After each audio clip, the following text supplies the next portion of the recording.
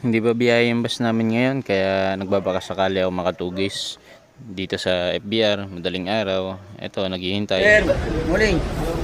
Police. Change your labels. Uy. Ano magkaya ko yung ano, mga manunugis. Sino ba manunugis yan? Sira ka sa Manunugis ka rin ba? Oo, kaibigan. Mga bus kasi namin sira. Kala ko naman, ako lang ang manunugis.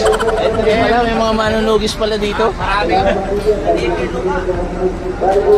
Mabuti kami ng umaga dito. At yun na nga, napalaban ako ng kwentuhan muna habang naghihintay kaming lahat ng matutugis. Yung mga katabi namin driver, manunugis din yan. Yung mga walang bus.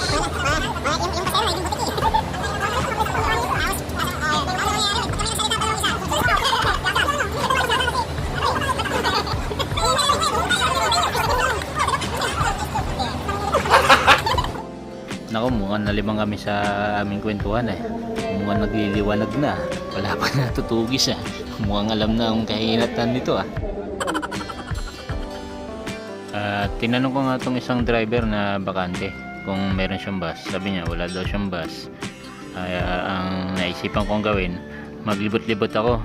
Baka merong ibang bakanting bus dyan na hindi ba biyahe.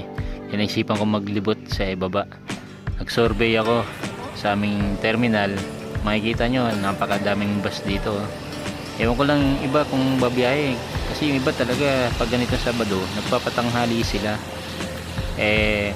Ang aking iniispatan yung mga empleyado na talagang pang madaling araw, tapos pag hindi nila nailabas yung kanilang bus, ibig sabihin hindi sila babiyahe ngayon. Kaya naglibot-libot ako, tingnan ko kung sino nga bang pwede naming ibiyaheng bus.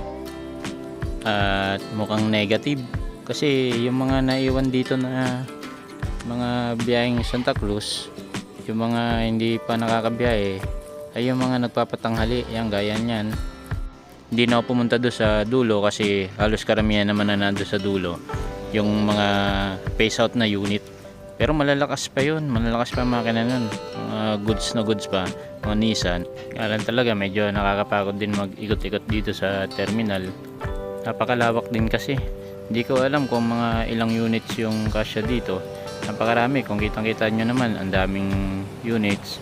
Lahat yan napupuno yan pagka gabi na, yung mga nagsigrahe na. Halos mapuno tong terminal. Ganun kalaki yung yung kumpanya sa Trans. Babalik na nga ako sa aming scheduling officer para magpaalam sa kanya na wala na ako nakitang pwedeng ibiyahe namin. Ganun, uuwi tayo, ganun lang, tsambahan lang naman kasi pagka minsan nakakatsamba tayo na na hindi na tayo maghihintay ng oras, meron agad natutugis, may nababakante. Sayang sayang din kasi pagka hindi makabiyahe, sayang din ang ating kikitain. Kaya gagawin ko, uwi na lang ako, bibili na lang ako ng pang-almusal namin at magse-set up na lang kami ng deliveries ni Mrs.